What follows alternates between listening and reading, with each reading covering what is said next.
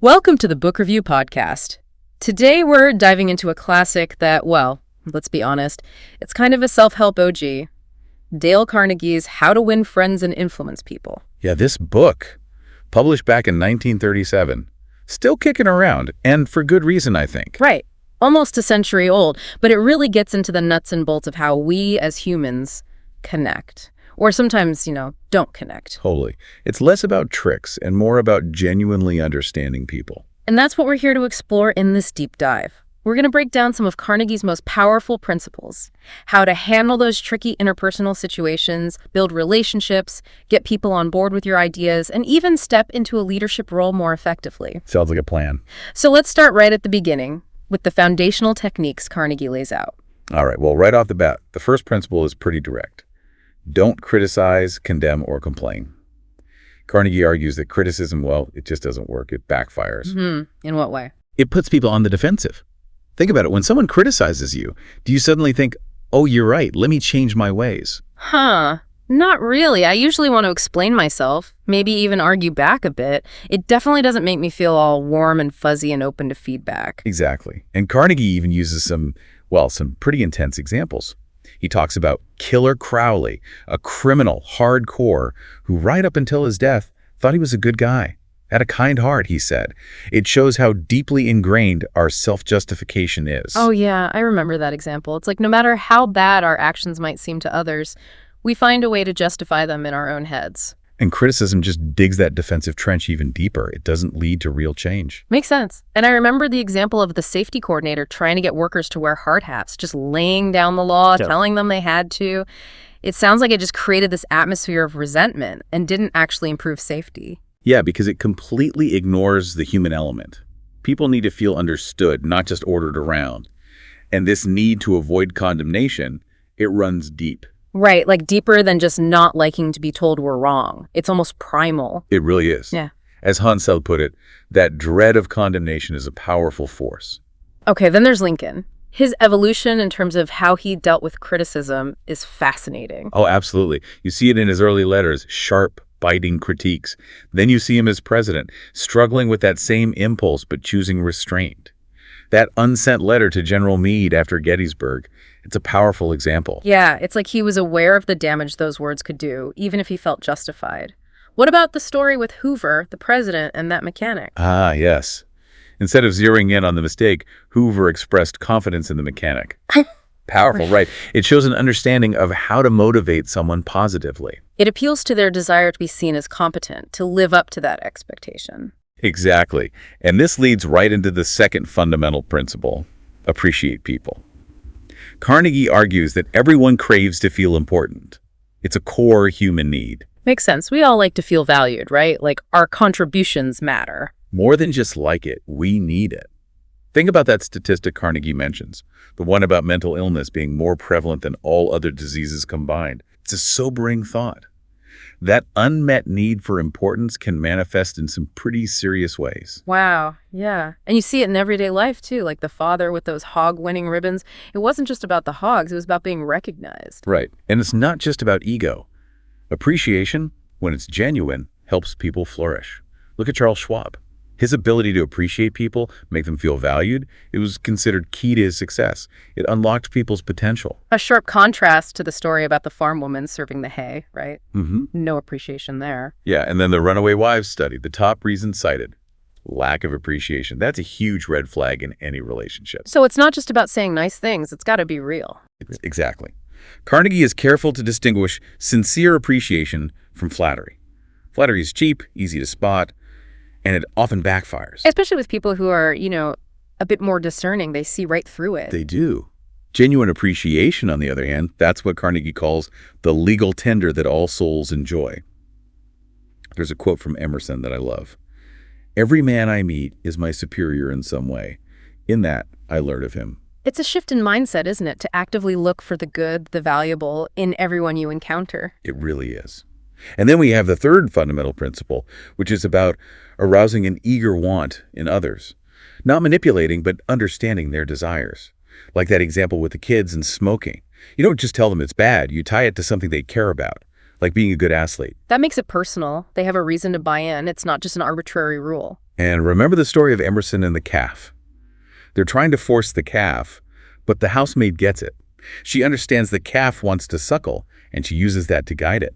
It's about working with someone's natural inclinations, not against them. Understanding their motivation. Absolutely.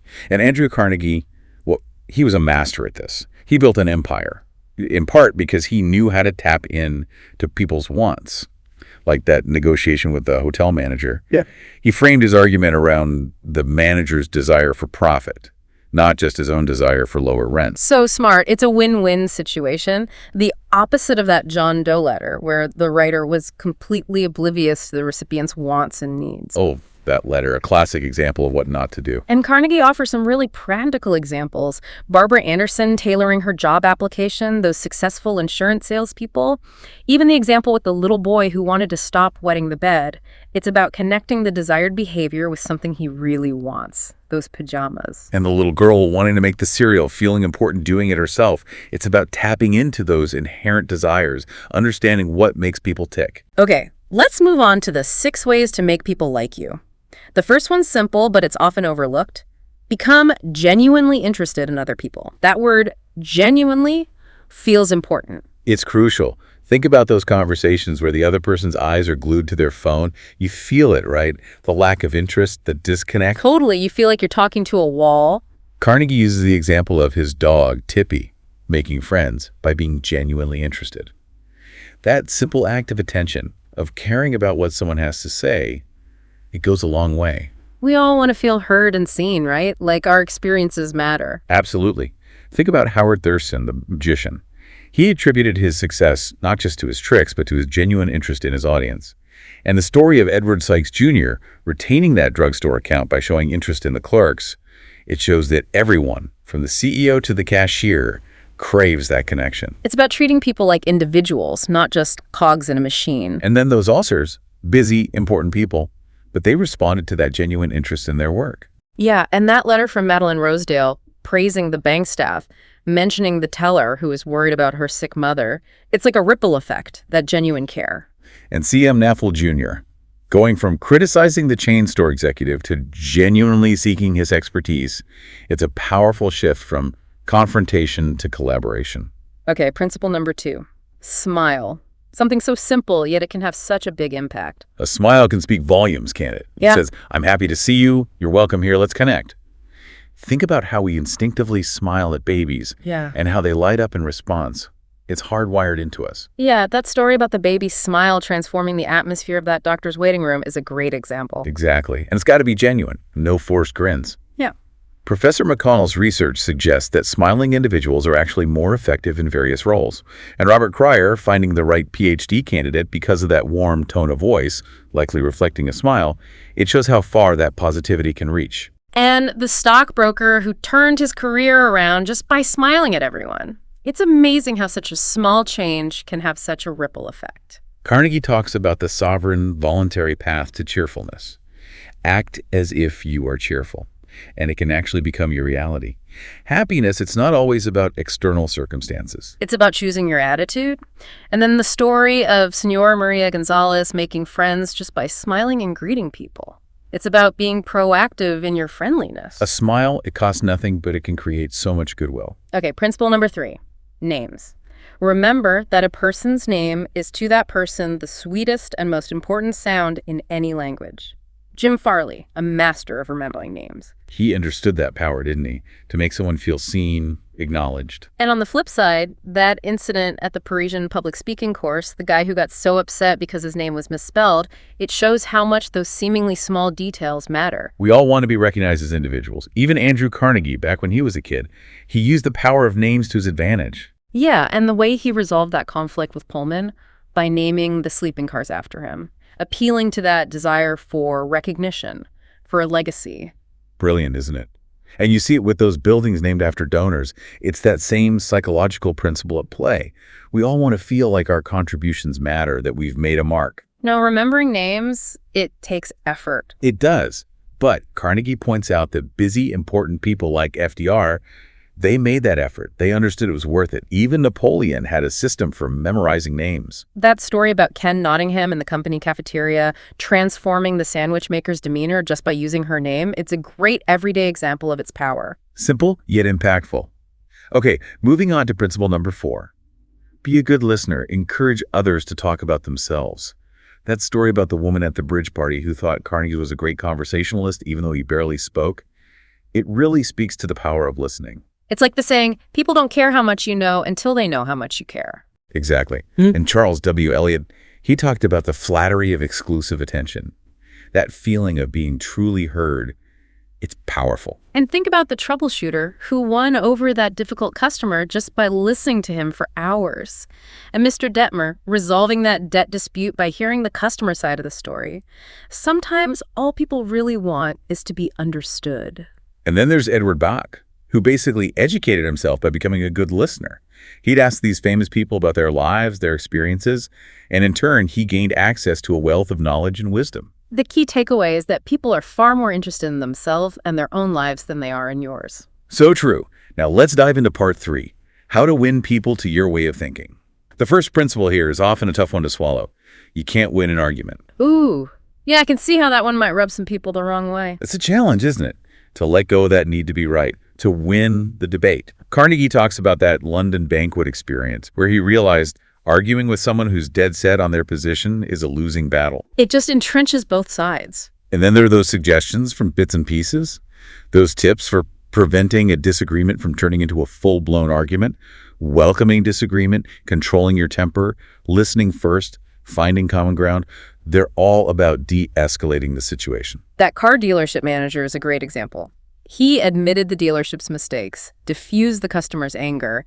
Instead of arguing, he found a way to connect and find a solution. He neutralized the situation.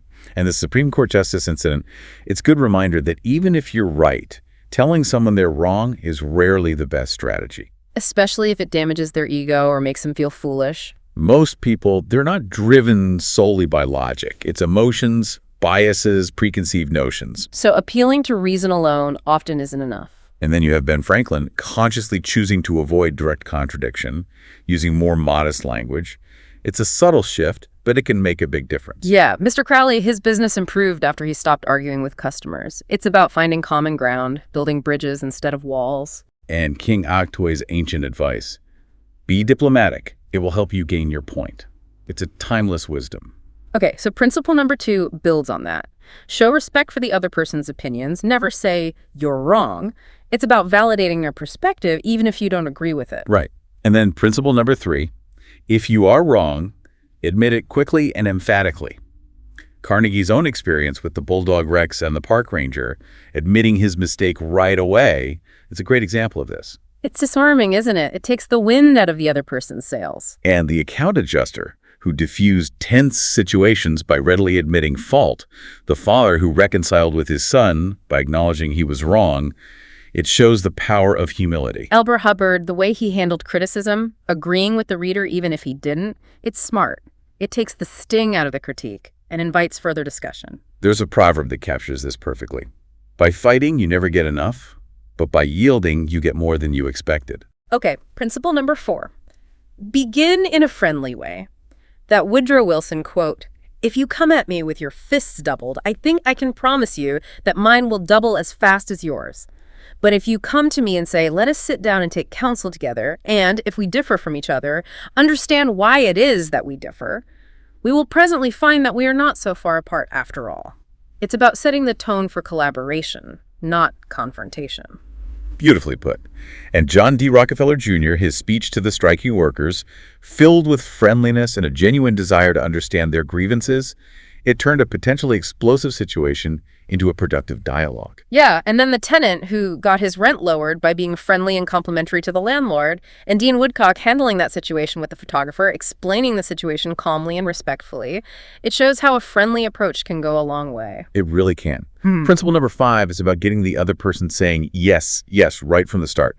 Socrates' method, asking leading questions to build agreement. Mr. Alsop's job interview strategy is a great example of this. He kept getting the interviewer to agree with him, leading him towards that yes for the job offer. And principle number 6 is let the other person do a great deal of the talking. Again, it's about the power of listening, allowing the other person to express themselves fully. The example of Dick, the prospective employee, convincing himself he wanted the job while the interviewer just listened. It's fascinating. It's like he talked himself into it. Principle number 7 is, let the other person feel that the idea is his or hers. People are more invested in ideas they feel they own. It's like we said before, appealing to their desire to feel important, to contribute. Dale cites his strategy with his sales teams as a good example, and Lao Tzu's wisdom. The reason why rivers and seas receive the homage of 100 mountain streams is that they keep below them. It's about leading by empowering others. Principle number 8, this one's huge. Try honestly to see things from the other person's point of view. Empathy. It's the foundation of strong relationships. It is. Think about Sam Douglas and his wife, how their relationship improved once he started to understand her passion for gardening. And the father avoiding conflict with his sons about cleaning the car by understanding their perspective. And Elizabeth Novak delaying that negative action from the finance company by apologizing and explaining her situation from their point of view. It's about putting yourself in their shoes, seeing the situation through their eyes. Principle number 9, be sympathetic with the other person's ideas and desires. Carnegie calls this the magic phrase to stop arguments. It's about acknowledging their feelings, validating their perspective. Carnegie's own apology to the colonial dame and Mr. Mangum getting the escalator repaired, they're both examples of how a little empathy can go a long way in diffusing tension. And Saul Hurok, his handling of the temperamental opera singer Chaliapin, again, it's about understanding where the other person's coming from. Principle number 10, appeal to the nobler motives. J. Howard Lucas collecting that past due bill by appealing to the customer's sense of fairness.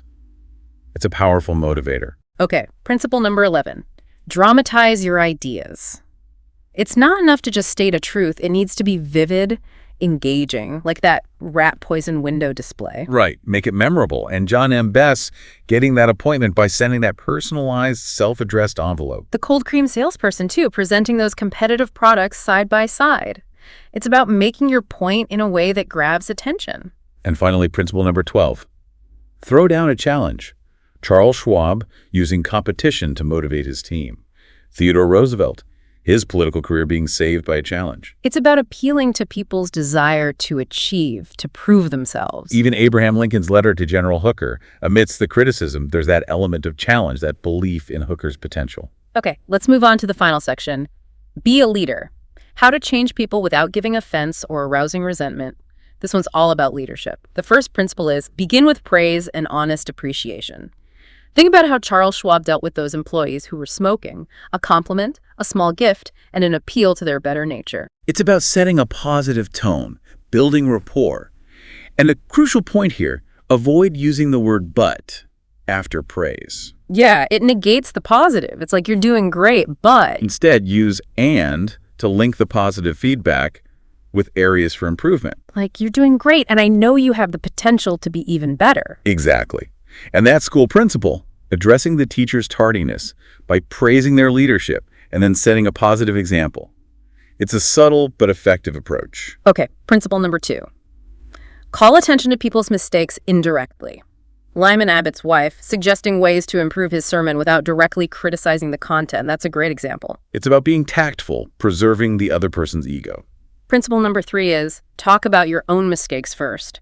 Carnegie reflecting on his own inexperience before criticizing his young secretary. It shows humility, it levels the playing field. Yeah, the contrast with von Bülow's mistake with Kaiser Wilhelm, not acknowledging his own shortcomings, it's a good lesson. It really underscores the power of humility, of leading by example. Okay, principle number 4, ask questions instead of giving direct orders. It's about empowering people, giving them ownership of the solution. Owen D. Young was known for this approach. He'd guide people to the answer through skillful questioning. And principle number 5 is let the other person save face. It's about preserving their dignity, especially in difficult situations. Marshall Granger's handling of those seasonal layoffs is a good example. Okay, principle number 6. Praise the slightest improvement and praise every improvement. It's like those dog trainers who use positive reinforcement. Exactly. Pete Barlow's method of training dogs, focusing on rewarding good behavior, it's a powerful illustration of this. And think about the impact of praise on the young Enrico Caruso. If his mother hadn't encouraged him, who knows if he would have become the world-famous tenor he was. Or Charles Dickens. that pivotal moment when one of his stories was accepted and praised. It changed the course of his life. B.F. Skinner's work on reinforcement, emphasizing rewards over punishments, it aligns with this principle. And John Ringelspaugh, improving his children's behavior by shifting from yelling to praise. It's a shifting perspective that can have profound results. And Georgette LeBlanc, giving Marie the dishwasher that reputation to live up to, and Bill Parker turning around that rejection at the food market by praising the manager's excellent store. Dr. Fitzhugh's charwoman exceeding expectations after being complimented.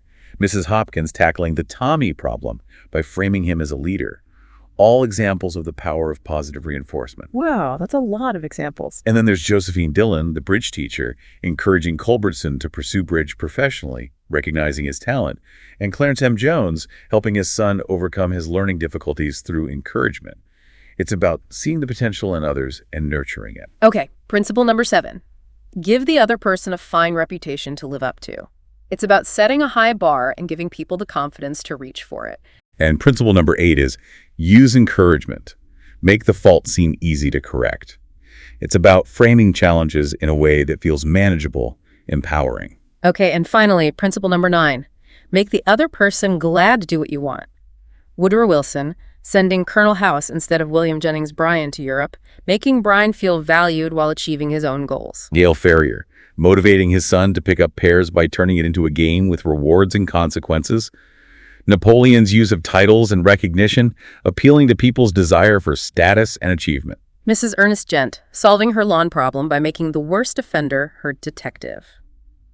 It's about framing requests in a way that benefits the other person. The Dale Carnegie courses themselves, they're all about developing these skills, addressing that need for practical guidance in human relations. And Patrick J. O'Hare, transforming from a discouraged truck salesman to a successful, confident individual. It's a testament to the power of these principles, isn't it? It really is. So, looking back at everything we've discussed, what's the key takeaway for you? It's the recurring theme of empathy, really trying to see things from the other person's perspective. It seems like the foundation for effective communication and building strong relationships. What about you? For me, it's how relevant these principles remain. Carnegie wrote this almost a century ago, yet it's still so applicable to our lives today. That's the beauty of focusing on human nature, right? It transcends time and specific situations. Absolutely. So, for you, our listener, what resonates with you? What's one principle you might try to apply in your own life? Carnegie's work is a reminder that genuine interest in others, coupled with empathy and a focus on their perspectives, it's the key to building strong relationships and navigating this complex world. What are your experiences with these principles? What works for you? What doesn't? We'd love to hear your thoughts. And if you found this deep dive valuable, consider sharing it with someone who might also benefit. Your engagement helps us explore these topics. Thanks for listening to the Book Review Podcast. If you enjoyed this episode, don't forget to subscribe, share, and leave a comment. See you next time.